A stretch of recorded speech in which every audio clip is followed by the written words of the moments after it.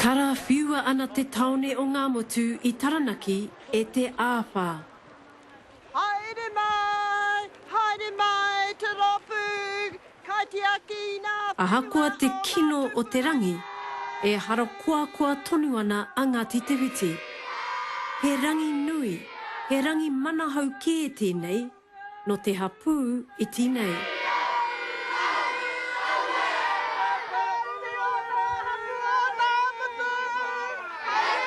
Neke atu I te tahirau pā te kautau tēnei hapu e noho whenua kore ana. Kaore he papakainga. Kaore he tūranga waiwai mō ngā uri whakaheke. Ko tēnei rangi marangai. Ko te wā tuarua. Kua whai whenua a Ngati Te Whiti I tōna ake roe.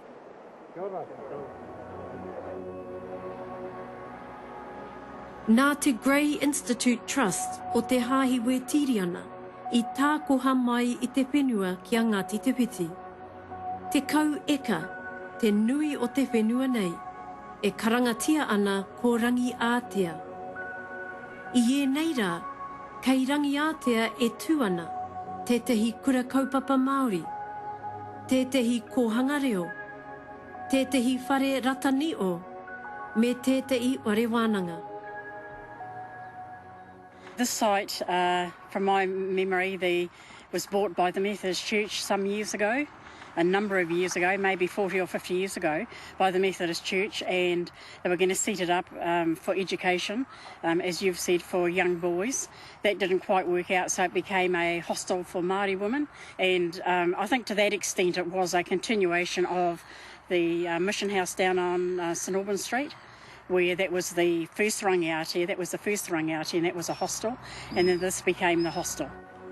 So we have kohanga, the kohanga reo sits up here. I mau ohorere a Ngati Te Whiti, I te tukunga mai o rangiatea e te Grey Institute Trust.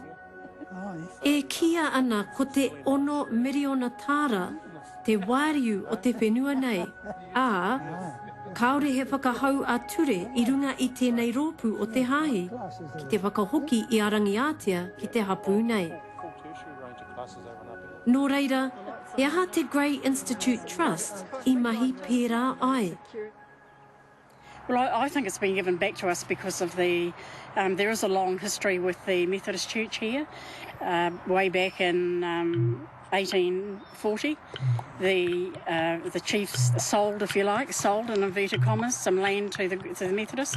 They had no land, and the chiefs were interested in education of our people, and they sold 100 acres to the Methodist Church. It was one blanket and one fishhook.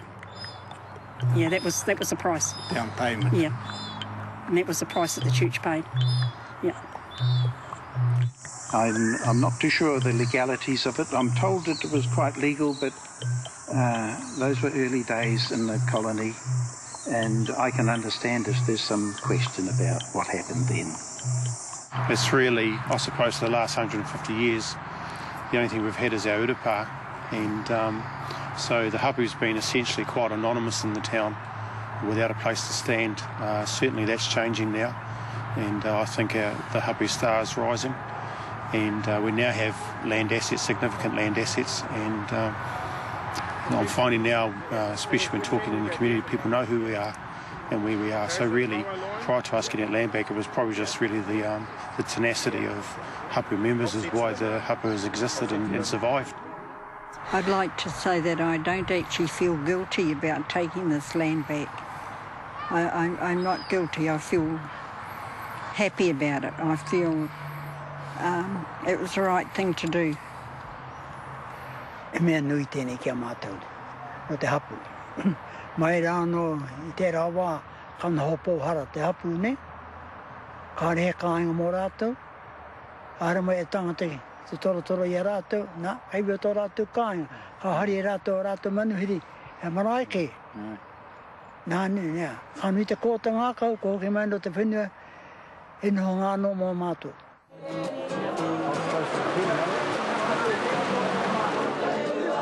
Nō te rangi nei, kua puta a Ngati Te Whiti I te wā o te kore. Kua whai tūranga anō te hapu nei. He tohu ki te ao. kei konei tonu a Ngati Te Whiti, kei te kaha tonu te hapu.